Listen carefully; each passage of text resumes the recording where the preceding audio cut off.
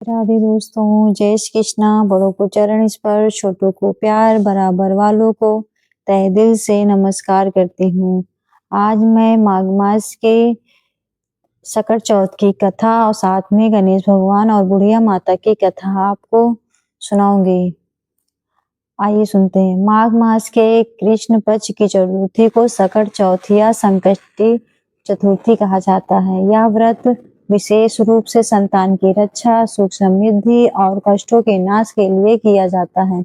इस दिन भगवान श्री गणेश की पूजा का विशेष महत्व है। मान्यता है कि इस व्रत को करने से सभी संकट दूर होते हैं। प्राचीन समय की बात है। एक नगर में एक गरीब बुढ़िया माता अपने बेटे के साथ रहती थी। वह बहुत निर्धन थी और मेहनत मजदूरी करके अपना जीवन यापन करती थी। उसका बेटा बहुत आज्ञाकारी और मेहनती था। एक दिन माघ मास की सकट चौथ आई। नगर की सभी महिलाएं इस दिन व्रत रख रही थी और चंद्रमा के दर्शन के बाद भगवान गणेश की पूजा कर रही थी। बुढ़िया माता भी व्रत रखना चाहती थी, लेकिन उसके पास ना तो पूजा का सामान था और ना ही अच्छा भोजन। फिर भी उसने सच्चे मन से भगवान गणेश का ध्यान किया और उपवास रखा। पूरे दिन उसने केवल जल पिया और मन में यह प्रार्थना की कि हे गणेश भगवान, मेरे बेटे की रक्षा करना और हमारे दुख दूर करना। शाम को उसका बेटा मजदूरी से लौटा, लेकिन दुर्भाग्यवश रास्ते में उसे बहुत कष्ट सहना पड़ा।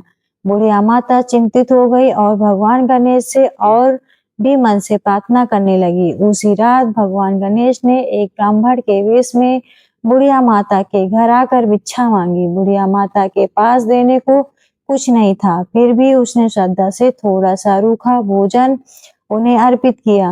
भगवान गणेश उसकी सच्ची भक्ति से बहुत प्रसन्न हुए और उसे दर्शन देकर कहा कि माता, तुम्हारी श्रद्धा और विश्वास ने मुझे प्रसन्न दिया है। आज से तुम्हारे सभी कष्ट दूर होंगे। अगले ही दिन चमत्कार हुआ। बुढ़िया माता के घर धन धान्य आ गया और उसका बेटा स्वस्थ और सुखी रहने लगा। उसी दिन से यह मान्यता प्रचलित हो गई कि सकट चौथ का व्रत सच्चे मन से करने से संतान की रक्षा होती है और जीवन के सभी संकट दूर होते हैं। महिलाएं इस दिन व्रत रखकर भगवान गणेश और संकट माता की पूजा करते हैं, कथा सुनाती हैं और चंद्रमा को अर्घ्य देकर व्रत का पारण करती हैं। इस प्रकार माघ मास की सकट चौथ हमें सिखाती है कि सच्ची भक्ति, विश्वास और संयम से भगवान गणेश सभी दुखों को हल लेते हैं। कथा कहानी कैसी लगी? आप लोग चैनल को लाइक से जरूर करिएगा। कमेंट बॉक्स में जय गणेश लिखना ना भूलें। राधे राधे।